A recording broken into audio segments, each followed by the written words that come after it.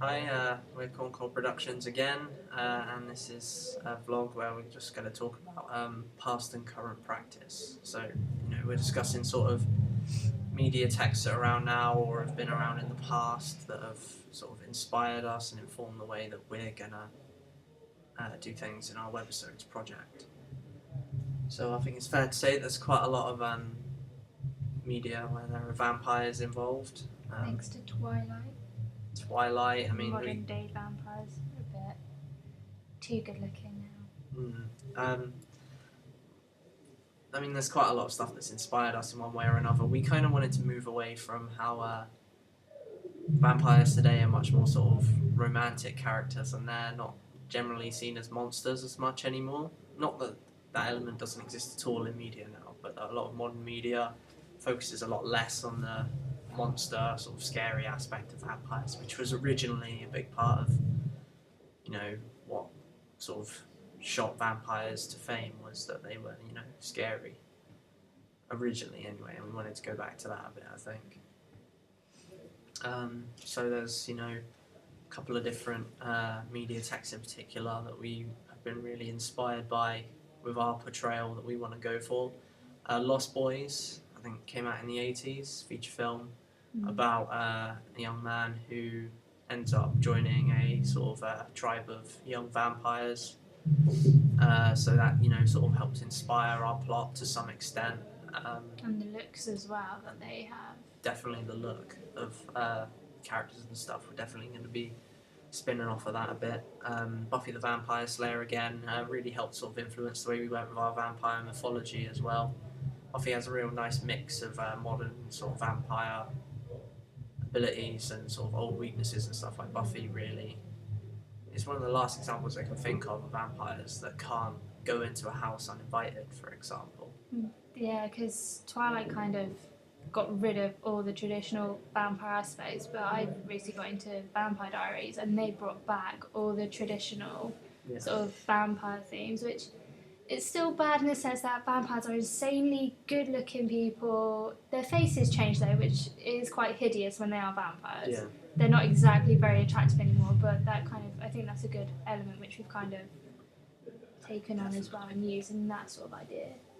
I remember a scene in Twilight where Edward just jumps into Bella's bedroom while she's asleep. Yeah. That's the sort of stuff that our vampires can't do, because we're going for the whole they have to be invited into a private residence thing, which is a really old vampire myth. We're not going for all of it though.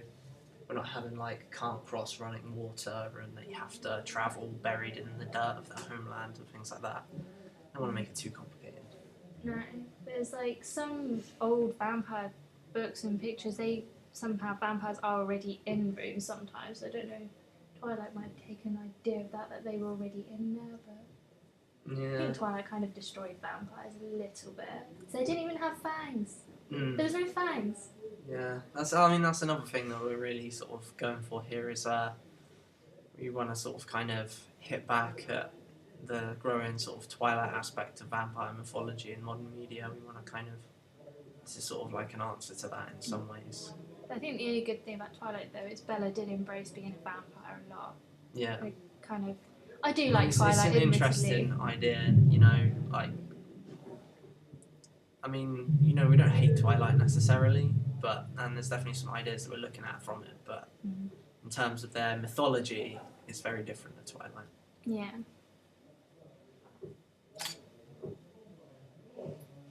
Odd.